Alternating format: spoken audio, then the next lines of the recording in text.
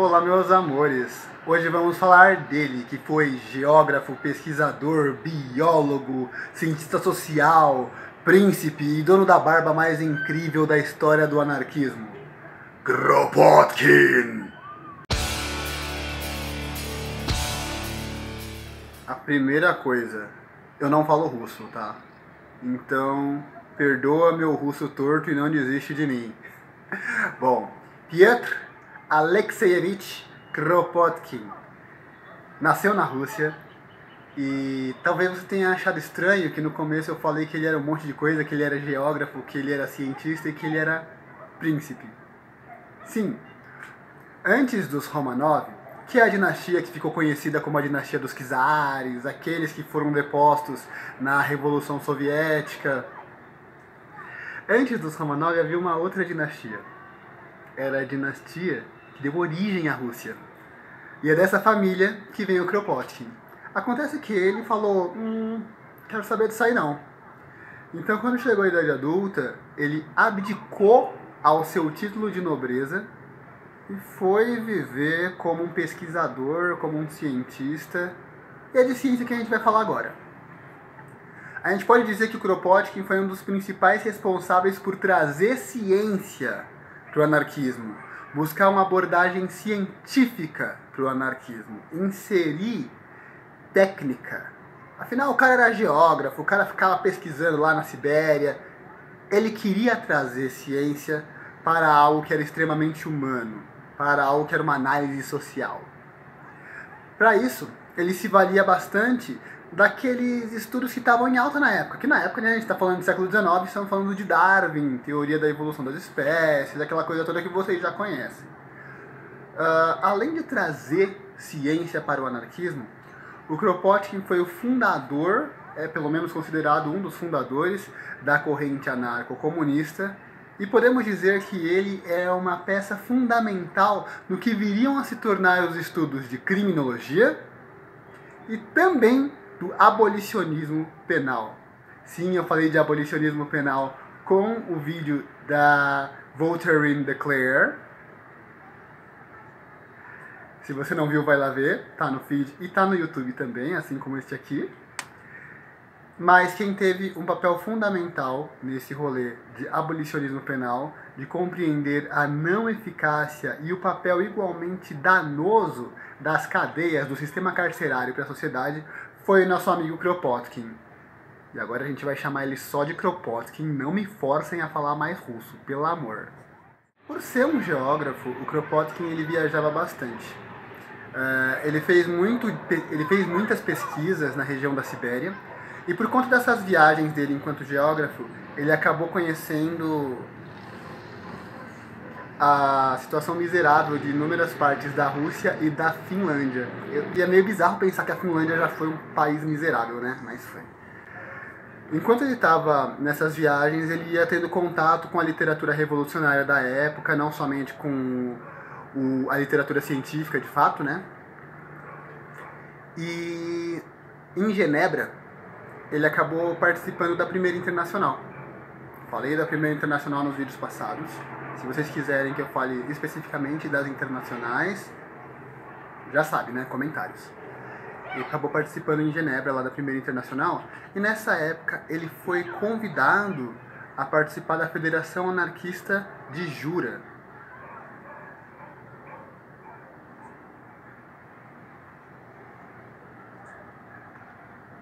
Ok. A vida dele mudou. Ele teve o real contato com as ideias anarquistas e em Jura, esse movimento estava crescendo de maneira exponencial. Quando ele foi para Jura, ele se identificou com o anarquismo de tal forma que ele falou, é isso, não. Tio, vou voltar para a Rússia e vou começar a divulgar essa ideia porque essa é a fita que consta. Esse rolê anarquista é o rolê de fato. Se nós temos que ter uma perspectiva revolucionária, a perspectiva revolucionária mais adequada é de fato essa. E foi isso que ele pensou e foi isso que ele fez. Kropotkin volta para a Rússia e passa a distribuir panfleto a rodo, passa a divulgar o conceito anarquista onde ele podia. O cara foi o trabalho de base em pessoa. É claro que deu ruim uma hora, né? Mas a gente já vai chegar lá. O legal é que foi o Kropotkin que escreveu o verbete sobre anarquismo na Enciclopédia Britânica. A diferença que faz, né, você ser um pensador, você ser um acadêmico, você ter berço. Você é um anarquista e ainda escreve verbetes para a Enciclopédia Britânica. Porque no Brasil você é um anarquista e só vai preso e é torturado pela polícia militar. Meus amores, é claro que nem tudo é um mar de rosas, né? O Kropotkin, ele foi preso inúmeras vezes por conta da militância dele. E ele foi contemporâneo da Revolução Soviética. Ele teve, inclusive, algumas conversas com a Emma Goldman, que foi para a União Soviética, chegou a conhecê-lo, eles discutiram bastante sobre o papel das mulheres na Revolução e tudo mais. E ambos tinham muitas reticências com o caráter autoritário que o governo bolchevique, o partido bolchevique, estava tomando após a Revolução. E de fato, essa postura autoritária levou o partido bolchevique a perseguir todos os seus dissidentes, inclusive, e por que não dizer principalmente, os dissidentes anarquistas. Nesse balaio de gato temos aí o Kropotkin. Kropotkin faleceu deixando uma obra extremamente densa que serve de base para o anarquismo até hoje. E aqui eu preciso abrir um pouco meu coração. Acho que meu primeiro contato com o anarquismo eu tinha 15 ou 16 anos e foi através de um livro do Kropotkin chamado A Conquista do Pão. Eu estava de boa com os amigos. Chegaram uns rapazes, pareciam moradores de rua, e eles começaram a falar sobre política e eu fiquei indignado com o conhecimento daqueles caras. Eu falava, cara, você estuda filosofia e sociologia enquanto fuma crack? Enfim. E aí o cara me falou desse tal de Kropotkin, nome que na época eu sequer conseguia pronunciar. E me comentou sobre esse livro, A Conquista do Pão.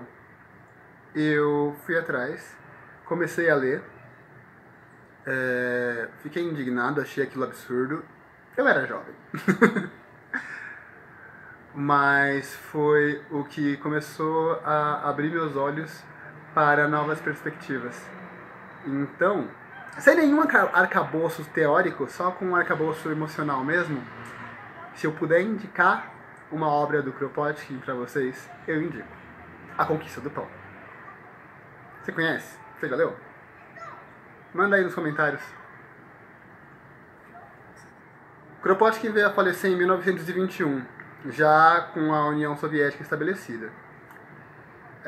Eu acho importante trazer o Kropotkin porque ele representa muito a égide do que eu busco falar aqui. Kropotkin foi muita cultura, Kropotkin foi muito conhecimento, mas acima de tudo, Kropotkin foi muita ação. Kropotkin é base para pensar novas possibilidades. Novas possibilidades sobre sistema prisional, novas possibilidades sobre formas de revolução, novas possibilidades sobre meios de produção, sobre organização social, novas possibilidades de vida. Kropotkin é isso, é novas possibilidades. É cultura e conhecimento. E você? Cadê suas novas possibilidades? Deixa aí nos comentários. Meus queridos, beijocas anarquistas.